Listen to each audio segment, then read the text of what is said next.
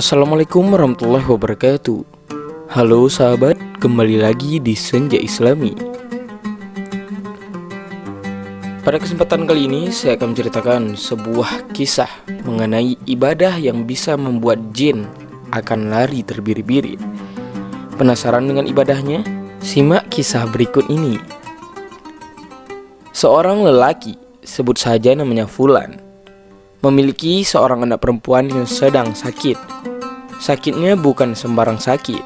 Semua ahli pengobatan yang ada di muka bumi telah angkat tangan atas penyakit si anak perempuan ini, dan bahkan tidak mampu mengobati penyakit tersebut.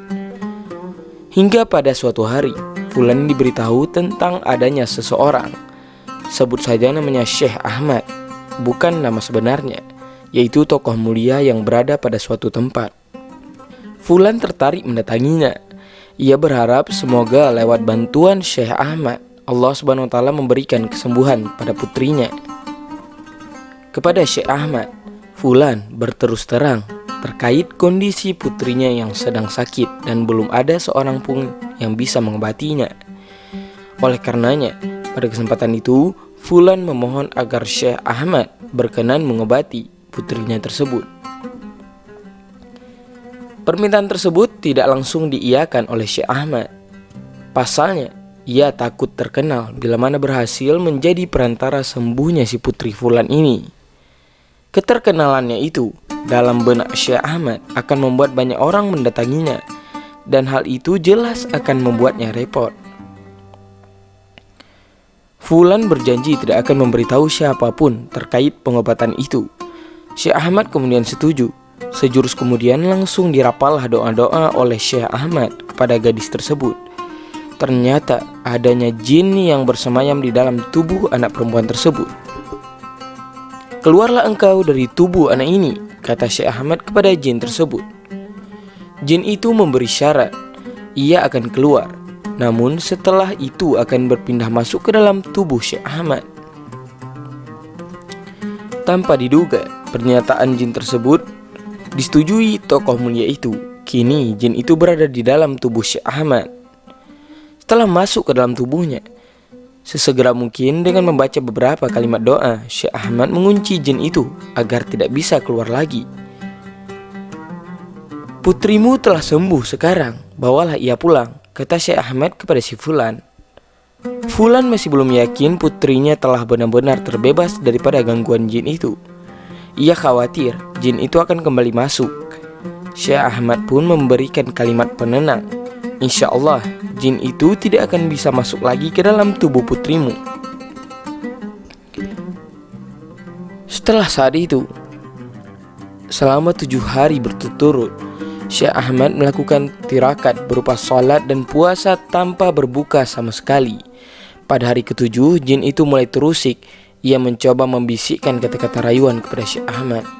"Sudah 7 hari engkau berpuasa, apakah engkau tidak mau berbuka?" kata jin tersebut. "Tidak, aku tidak butuh itu," kata Syekh Ahmad tegas.